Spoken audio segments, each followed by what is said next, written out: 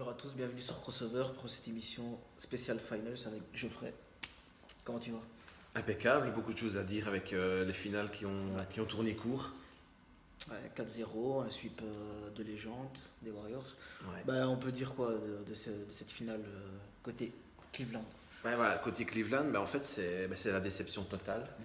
4-0, forcément, très très peu de choses positives qui se sont produites et qui sont à mettre en avant. En dehors de LeBron James, c'est une équipe qui est en perdition. Ouais. Ils ont été champions il y a 2 ans, ça il faut quand même le rappeler. Certains des joueurs qui ont été champions à ce moment-là sont toujours dans l'équipe. Je pense à Jar Smith, à Tristan Thompson par exemple. Et ils ont été complètement transparents. On ne va pas encore tirer sur Jar Smith, on en a déjà parlé, mais dans une précédente émission. Mais ce qu'il a fait dans le Game 1, ça a handicapé vraiment toute la série. Ouais. Parce que, pour faire un petit rappel très court, Game 1, 4 secondes de la fin du match, Jar Smith a le ballon en main. C'est l'égalité parfaite.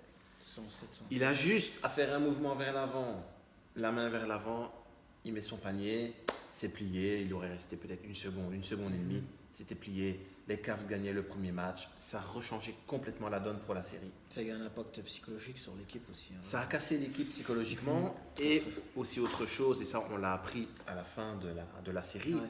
c'est que LeBron James, en rage après cette défaite, a frappé son poing dans un tableau en fait, donc dans les vestiaires. Et il s'est presque brisé la main.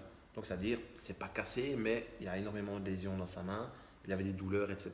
Donc Ça a beaucoup handicapé. ça l'a handicapé sur tous les autres matchs, et on l'a vu d'ailleurs au niveau des stats, Et au niveau les des games tirs. 2, 3, 4, Ouais. c'est plus du tout le même LeBron James. Alors il faisait du bon travail, oui, mais il n'a plus le même impact. Ouais.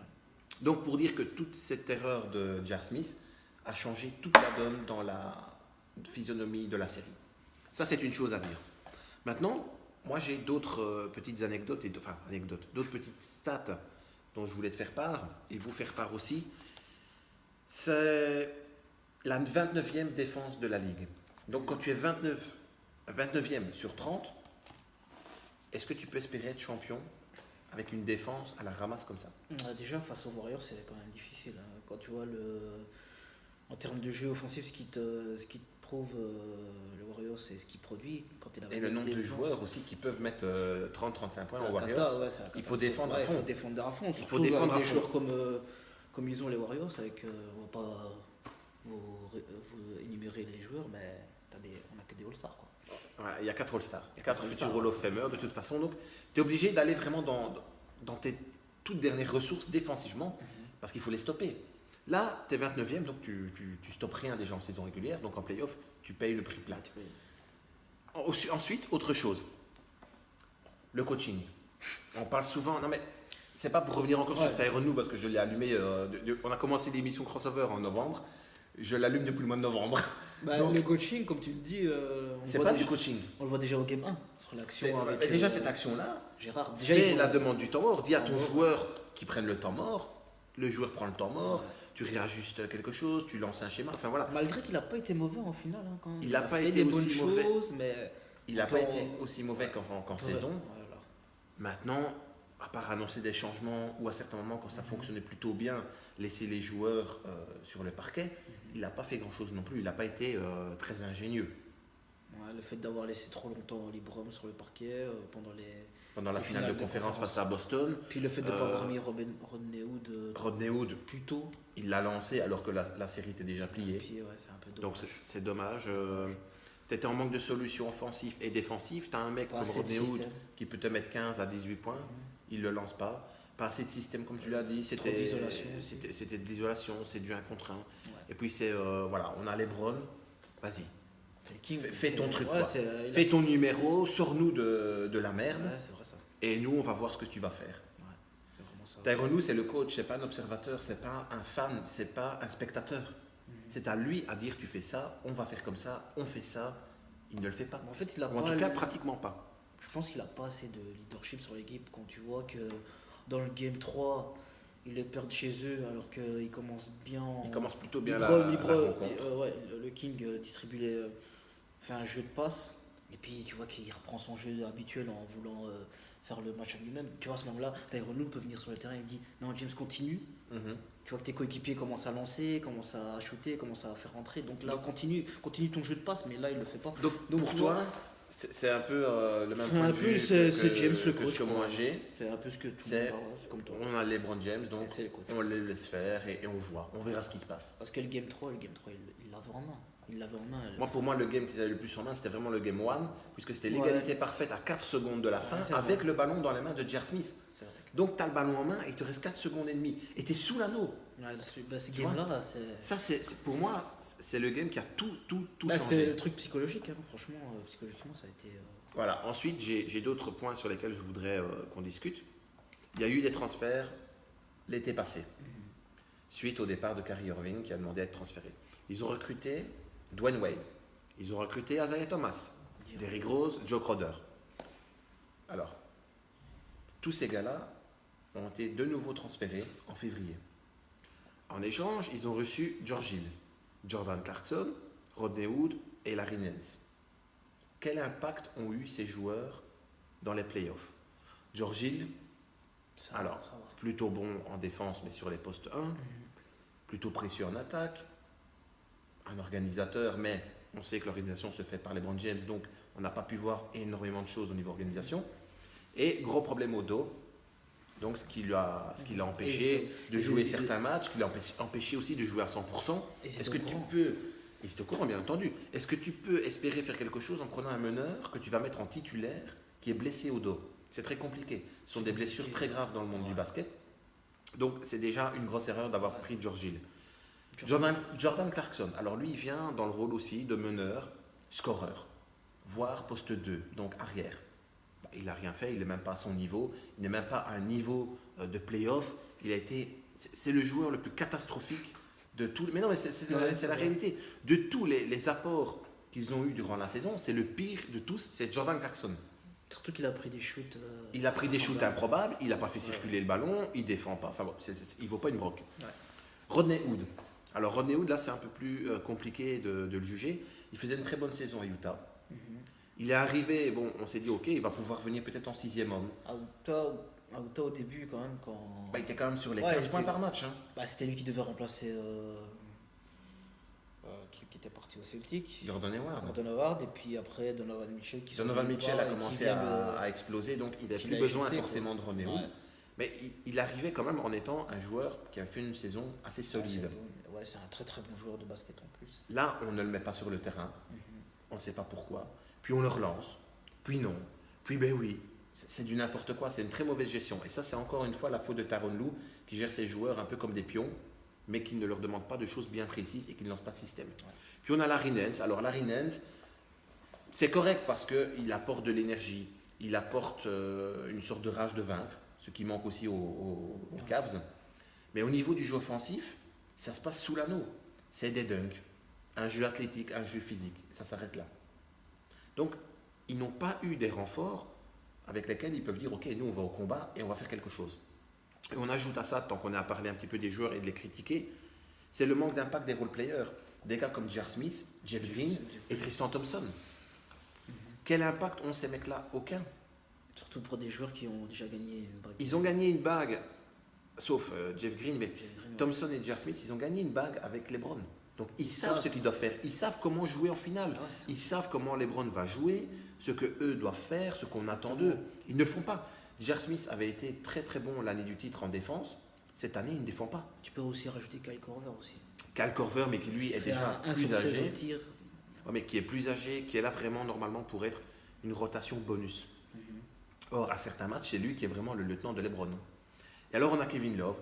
Kevin Love, qu'on sent parfois pas très bien dans ses baskets. Des fois qui est bien, des fois qui est... Ouais, c'est vrai. On sent qu'il essaie de faire des choses, mais c'est juste du jeu offensif. Il ne défend pas. Donc encore une fois, cette 29e défense, j'en reparle encore parce que c'est vraiment le gros point négatif et c'est ce qui leur a coûté des victoires. Ça a coûté aussi beaucoup de game set avant, quoi. Déjà à Toronto, game set... Non, pas à Toronto. À Boston, le game 7. Ils vont jusqu'au game 7 à Boston, ils s'en sortent un peu par miracle. Mais bon, Boston, il manque des joueurs aussi. Donc, pour moi, la saison de Cleveland, elle est due à beaucoup de choses négatives. C'est la 29e défense de la Ligue, l'impact, ou en tout cas le non-impact des joueurs. Et puis j'ai une question pour toi. Alors là, je sais qu'on n'est pas tout à fait, pas forcément qu'on n'est pas d'accord, mais en tout cas, c'est une question très complexe. On a vu LeBron faire des stats monumentales cette saison, peut-être même individuellement la plus belle de toutes ces saisons. Il a explosé énormément de records. Il est passé au classement des meilleurs scoreurs de saison. Il a dépassé encore d'autres personnes au niveau des meilleurs scoreurs de playoffs, de finale. Donc il a fait des records dans tous les coins. Ouais. Mais est-ce que dans cette finale NBA, de ce qu'on a vu, et en sachant très bien que ça faisait sa 8e finale de suite, sur ces 8 finales de suite, il n'a en fait que 3 titres. Est-ce qu'il manque de leadership ou est-ce qu'il n'arrive pas peut-être à un moment donné à faire trop de choses pour lui-même et être en mode je chasse les records, les stats? Est-ce que c'est un joueur d'équipe? Je voudrais un peu ton analyse sur ce sujet. Déjà, dire qu'il n'a pas de leadership, c'est... Non, faut pas abuser non plus. Non, mais je voulais aller un peu de façon... LeBron, c'est... Je pense que la question qui devrait se poser, c'est est-ce qu'il est capable... Il est capable d'emmener une équipe en finale, ça c'est sûr. Mais il le fait, ça fait la 8e de suite et 9 en tout. Donc ça, aller en finale, il va en finale, il n'y a pas de problème. Sûr. Mais est-ce que les gens qui l'entourent autour de lui sont capables d'aller avec lui? Parce que il a eu des Dwayne Wade, il a eu Chris Bosh à Miami. Ouais. Ils ont fait 4 finales ensemble. Ils en ont gagné 2. Ouais. Donc là, tu es à du 2 sur 4. C'est pas non plus extraordinaire. Ici, bon, on remet en question évidemment le leadership de LeBron parce que il y a des finales en veux-tu en voilà, mais il n'y a pas les titres au bout. Par exemple, Michael Jordan, il est souvent comparé à Jordan, et ça d'ailleurs je pense qu'il faut arrêter parce que Jordan est d'une autre planète. Surtout mais Jordan Kobe aussi, ou à Kobe, il faut arrêter de comparer. C'est pas du tout les mêmes types de joueurs. Mais par rapport à Jordan a fait 6 finales dans sa vie. 6 finales, 6 titres. Quand Jordan est en finale, il gagnait. LeBron, il va en finale, oui, mais il perd plus qu'il ne gagne. Donc, où est le problème avec je pense que c'est ce fait-là. Il pèse beaucoup sur le vestiaire. Il attend beaucoup de ses coéquipiers, je pense, c'est surtout ça. Et je pense que certains de ses coéquipiers, sous la pression du King, perdent leurs moyens. Par exemple, des Tristan Thompson, même des Kevin Love. Surtout, ça se voit du côté de Kevin Love, parce que le gars, il vient à Cleveland en étant... en ayant la stature d'un All-Star déjà. De franchise player, c'est lui qui était vraiment le joueur central à Minnesota pendant des années. Le type avec qui on se dit, bon, il y a Kerry, il y a James, donc on peut faire on a 3 bons joueurs. Donc, après, il fait une finale, il se blesse, ok. La première finale, il se blesse, il n'est pas là. Deuxième finale, il a la bague, mais pas top. Oui, mais il rend des services, il score, il prend quelques rebonds. Mais c'est pas un guerrier de toute façon. C'est pas un guerrier comme Michael Jordan aurait pu avoir avec Scottie Pippen ou Rodman, tu vois. C'était des cas... Il y avait Michael Jordan, mais eux, à côté, ils faisaient... dans leur position, ils faisaient le taf, mais à fond. Mais alors pourquoi l'avoir choisi lui comme lieutenant? Ils auraient pu prendre un autre mec en disant, bon, Kevin Love, c'est bien gentil, mais on ne le prend pas lui. Ils auraient pu tenter d'avoir Lamarcus Aldridge ou un autre, tu vois. Mais s'ils voulaient un poste 4... avec cette facilité de scorer et qui prend quand même des rebonds, il pouvait aller sur d'autres joueurs. Ils l'ont choisi lui. Comme LeBron James l'avait bien dit en interview, il veut des joueurs qui ont l'intelligence, un QI basket élevé. Et puis après, Kevin Love, il l'a quand même. Il l'a, mais est-ce qu'il est autant élevé que LeBron James? Ça, je ne pense pas. Est-ce que mentalement, LeBron James, bon, quand je disais un manque de leadership, c'était un peu pour dire de t'accrocher un peu. C'est pas un manque de leadership. Mais c'est un manque peut-être d'humanité, sur le terrain en tout cas, dans le sens où il est extrêmement fort. Et il demande beaucoup. Et il demande peut-être trop à certains joueurs. Ouais. Et je pense qu'à un moment donné, tu as des mecs comme Kevin Love qui sont peut-être un peu plus soft dans leur jeu. Ils ne s'y retrouvent plus. Parce qu'avec LeBron, il y a cette exigence, comme avait un Michael Jordan ou un Kobe. C'est l'exigence de dire, moi je ne suis pas là pour rigoler, je veux faire des finales, je veux des bagues de champion, donc vous devez, entre guillemets, me servir. Ouais. Et il se sert de ces joueurs-là, des J.R. Smith, des Kevin Love, Tristan Thompson, Kyle Korver ou des George Hill, peu importe qui, pour arriver à son but ultime. Le but ultime, c'est se rapprocher le plus possible de Michael Jordan. Mais est-ce que le fait que LeBron soit tellement polyvalent sur le terrain fait que... Il parasite, entre guillemets, il parasite tellement de postes que les autres se disent, mais... On n'a pas besoin, par exemple, un meneur de jeu, tu peux se dire, ok, moi je peux rester en retrait. Parce que LeBron va faire des passes. Un scoreur va se dire, de toute façon, c'est LeBron qui va scorer. Parce que au rebond, il en chope quasiment 10. Parce que quand tu veux comparer avec Michael Jordan à son époque, lui c'était le scoring. C'était scoring à outrance. Total. Il n'était pas à la passe. Un pur scoreur. Il n'était pas au rebond. Tu avais Iron Man qui était là pour le rebond. Il défendait énormément. Il défendait. Mais tu avais Scottie Pippen pour venir défendre. Mais tu avais Scottie Pippen qui défendait comme un chien. Ici, la personne. Là, il est obligé de faire du rebond, de stop défensif. Il est obligé de scorer. Oui, mais est-ce que les joueurs ont été aussi mis dans les conditions pendant la saison pour arriver à ce stade de dire si on va en finale, chacun connaît son rôle et chacun sait exactement ce qu'il doit faire. Il y a eu tellement de transferts et de mauvais transferts qu'au final, les mecs, ils ne savent pas ce qu'ils doivent faire. Puis il y a ce problème de trade. Ils n'ont pas l'alchimie du groupe parce qu'ils ont fait que peu de matchs avec LeBron. Et quand tu as un joueur qui monopolise autant le ballon, même s'il crée pour les autres, c'est difficile de trouver sa place. Et on le voit. Kevin Love, il a quand même gagné une bague avec LeBron. Ils ont fait cette finale. Ils avaient fait l'autre finale qu'ils avaient perdue face aux Cavs. Donc il a l'expérience avec LeBron. Il ne s'y retrouve pas à 100%. Donc je pense que c'est aussi un problème qui doit être pris en compte. Et ça, on verra justement à partir du 1er juillet, LeBron peut partir. On verra ce qu'il fera, mais de toute façon, on peut déjà vous l'annoncer. On a une émission spéciale LeBron qui est prévue. On parlera en long, en large et en travers de son choix, soit de rester à Cleveland, et on évoquera les possibilités d'avenir pour cette équipe-là avec lui. Et s'il s'en va, on parlera évidemment de l'équipe dans laquelle il va aller, des possibilités de cette équipe et aussi de l'avenir de Cleveland. Maintenant, par rapport aux Cavs, donc, je pense qu'on a fait un petit peu le tour des choses et des sujets qui ont fait que, ben voilà, ils se sont pris un sweep. Ce que j'avais annoncé d'ailleurs, si tu t'en rappelles, avant que la série ne commence, j'avais dit que ce serait un 4-0. Ouais, j'étais à 4-1. Voilà, donc tu n'étais pas loin, mais j'avais annoncé le 4-0. Par contre, toi, tu vas nous parler un petit peu aussi des champions, parce qu'on parle de ceux qui ont été brisés, mais on a tout de même dans cette histoire une équipe des Warriors extraordinaire, une des plus belles équipes de l'histoire d'ailleurs. On parle beaucoup qui écrit sa dynastie. Ouais, peut-être même une des plus belles équipes qu'on ait jamais vues aussi au basket. Sans oublier les Lakers de Magic Johnson, bien sûr, avec leur Showtime de Jordan, etc. Mais en tout cas, c'est une des plus belles équipes. Et le basket qui est proposé est quand même... c'est un basket flamboyant, c'est de l'offensive, mais il y a aussi de la défense, il y a du collectif, enfin voilà. Ça, je vais te laisser nous en parler un petit peu. Je sais que tu as pas mal de choses à nous dire. Les Warriors, c'est 3 titres dans leur poche pour les Splash Brothers. Puis on a 2 titres MVP pour notre spécial Kevin Durant, que beaucoup de gens n'apprécient pas, bien sûr, par rapport à... C'est dû à son choix d'être parti d'Oklahoma City. Il fait partie du gratin de Michael Jordan, Shaquille O'Neal, et Kobe et Hakeem Olajuwon, qui sont les 5 joueurs à avoir fait 2 MVP en finale d'affilée. Puis nous avons... Pour toi, attends, je te coupe pour l'instant. Pour toi, quand tu viens de donner tous ces joueurs qui sont des légendes, est-ce que tu places Kevin Durant déjà dans cette caste des joueurs légendaires? Ouais. Même si on l'aime pas, il faut... Mais imaginons, là aujourd'hui, c'est son dernier titre MVP de la finale, c'est son dernier titre, imaginons. Déjà, il sera... Pour toi, malgré si aujourd'hui il arrête sa carrière... Voilà, ce serait malgré toi un joueur à introduire avec des Michael Jordan, avec des Kobe, des LeBron et tout ça. Peut-être pas dans la hiérarchie des meilleurs joueurs de tous les temps, mais il fera partie des joueurs... Pour toi, il fait déjà partie de cette caste. Il fait partie de cette caste parce qu'on sait qu'il ne va pas arrêter, et puis on sait très bien qu'il est capable de faire...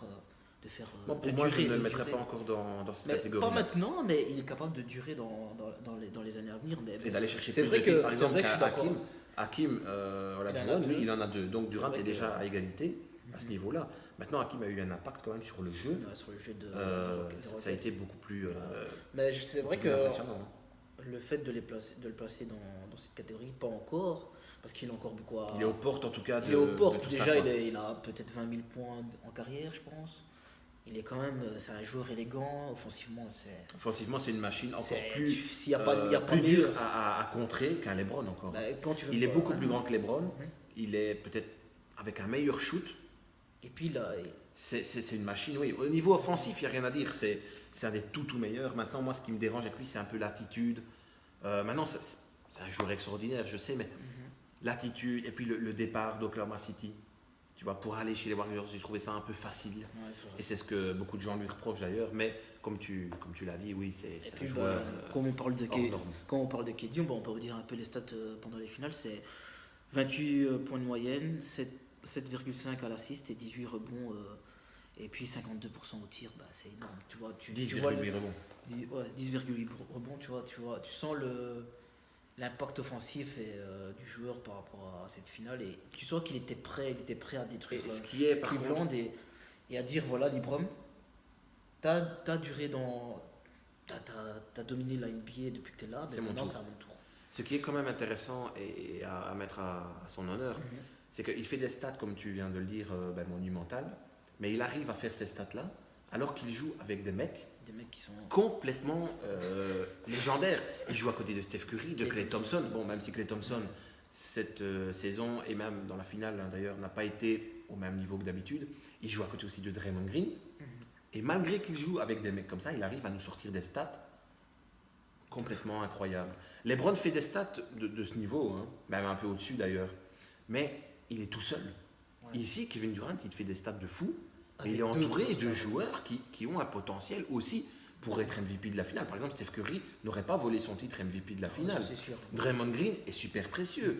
Klay Thompson, il n'a pas fait des stats mirobolantes, mais il te score quand même des 20 points, etc. Donc, arriver, comme tu viens de le dire, à sortir comme ça du lot avec des games où tu es quasiment à 29 points par match, il y a les rebonds, il y a les passes en plus qui sont derrière, ça c'est vrai que c'est quand même quelque chose d'assez unique. Et dans les joueurs dont tu as parlé précédemment, certains n'étaient pas aussi bien entourés que Kevin Durant. Ça, c'est sûr. Donc ça c'est vrai qu'on ne peut pas du tout critiquer l'impact qu'il a parce qu'il arrive à avoir un impact complètement dingue avec des mecs autour super forts. Hakim n'était pas aussi bien entouré que Kevin Durant ici du côté des Rockets quand il a chopé ces 2 bagues. Mais après, en revenant sur les Warriors, j'avais une question. Est-ce que tu penses que la dynastie est en marche du côté des Golden State? Ça, c'est une bonne question. En tout cas, on peut dire qu'il y a déjà pratiquement une dynastie. Parce que sur 4 ans, ils vont choper 3 bagues. Ouais. Donc déjà, à partir du moment où en 4 années, tu en prends 3, pour moi, c'est déjà quand même quelque chose. Mais quand je parle de dynastie, ils ne sont pas capables d'aller chercher ce que... on parle toujours du GOAT, ce que Michael Jordan a fait avec les Bulls, c'est-à-dire choper 6 c'est là que je viens justement d'affilée. Est-ce qu'ils sont capables d'aller faire... Ils en sont capables. Je pense que dans leur tête, il y a un petit challenge, tu vois, de se dire... soit égaler Jordan, ou peut-être le dépasser. Pour moi, oui, il y a cette possibilité-là, parce que déjà, comme je viens de le dire, sur 4 ans, tu vas en choper 3. Ouais. Donc la fin de victoire, ils l'ont. Ça en est la preuve.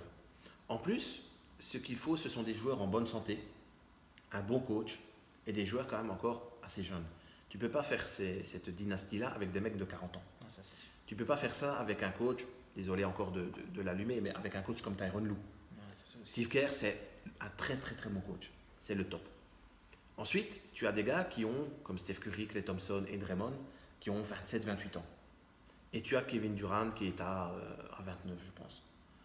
En sachant qu'un joueur comme LeBron James, qui domine encore, qui fait sa plus belle saison statistique individuelle de toute sa carrière, qui a 33 ans, tu te dis il y a une marge pour ces mecs-là encore de 3-4 ans. Au top. En plus de ça, tu peux renforcer ton équipe. Rien ne les empêche d'ajouter 1 ou 2 joueurs déjà cette saison qui peuvent être dominants. André Iguodala, on voit qu'il a un impact. Il est beaucoup plus âgé, tu vois. Mais tu peux trouver un autre mec de par exemple 30-31 ans qui va t'amener ce qu'Iguodala t'a amené pendant toutes ces années. Il va encore continuer, mais qui va aussi perdurer avec les Steph Curry, les Klay Thompson, les Kevin Durant et Draymond Green. Donc pour moi, ils sont déjà dans une dynastie, mais elle peut aller encore beaucoup plus loin. S'ils arrivent à conserver leurs 4 joueurs All-Star et à ajouter de temps en temps un joueur un petit peu comme ça, un lieutenant, tu vois, un gars qui peut aller te choper des rebonds, peut-être un poste 5 un peu dominant. À un moment donné, si on arrête un peu cette mode du small ball, il va falloir un poste 5 un peu gaillard, un peu costaud, physique. S'ils arrivent à ajouter un gars comme ça en plus, ils seront injouables. Ils sont déjà injouables. Quand tu gagnes une finale 4-0, c'est sec, tu vois, c'est violent, tu massacres ton adversaire. Surtout qu'il y a un apport énorne du banc aussi avec des gars comme Livingstone, André Iguodala, Javal Magui par exemple. Moi je ne suis pas fan, mais il a fait de très bons matchs. Zaza Pachulia. Alors il manque d'élégance. C'est un joueur brutal. C'est un joueur qui même est un sale joueur qui blesse des... T'as besoin des joueurs comme ça. Voilà, c'est un gars qui blesse des adversaires, pardon. Mais tu as besoin de mecs comme ça. Tu as besoin de tous les profils. Ils ont tous les profils. Donc pour moi, à ta question, oui, ils sont en train de créer leur dynastie, ça c'est sûr, et elle va continuer. On n'est sûrement pas dans les dernières périodes extraordinaires des Kevin Durant, des Steph Curry et compagnie. Je pense que des titres, ils vont encore en avoir. Donc la dynastie, elle est là. Maintenant, à voir ce que des équipes comme Boston, surtout, comme les Rockets aussi de Houston, peuvent faire, comment ils vont se renforcer. Voilà. Donc tout dépend aussi de ces équipes-là. Et évidemment, on va rester pendu aux lèvres de LeBron James pour savoir sa décision. Rester à Cleveland, pourquoi faire et avec qui? Partir pour aller où et avec qui? S'il part, ce sera sûrement pour une équipe qui vise quelque chose comme le titre.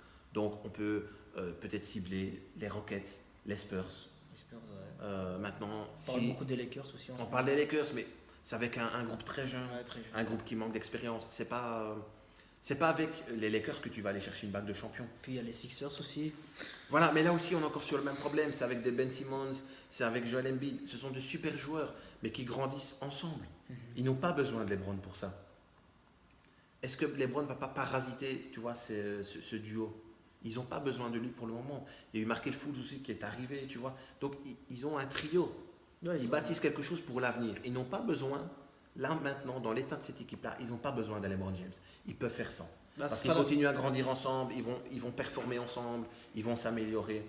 Ils n'ont pas besoin de James. Ça penche du côté des Rockets d'arrêter cette dynastie par rapport à ce qu'ils ont fait. Donc voilà, c'est ça que je disais. C'est les Rockets, c'est Boston qui s'est composé une superbe équipe avec Kyrie Irving, Gordon Hayward, l'explosion de Tatum, Jalen Brown, Marcus Smart, Terry Rozier. Tu as des gars extraordinaires. Donc là aussi, ça va être un challenge pour Danny Ainge, le manager, de garder le groupe. Pour le coach aussi, c'est un challenge. Arriver à ce que tout le monde touche les ballons, que tout le monde soit performant. Donc les Warriors, ils ont un boulevard devant eux, parce qu'on l'a vu, ce 4-0, il va faire mal. Très très mal. Mais plein de choses peuvent se passer. À partir du 1er juillet, les joueurs peuvent bouger, ils peuvent signer dans d'autres équipes. LeBron va faire un choix qui va diriger d'autres joueurs aussi dans des directions, soit pour aller vers lui ou alors pour aller dans d'autres clubs. La décision de LeBron va amener énormément de chamboulements dans la NBA. Ça, c'est sûr. Des Paul George vont être influencés par le choix de LeBron.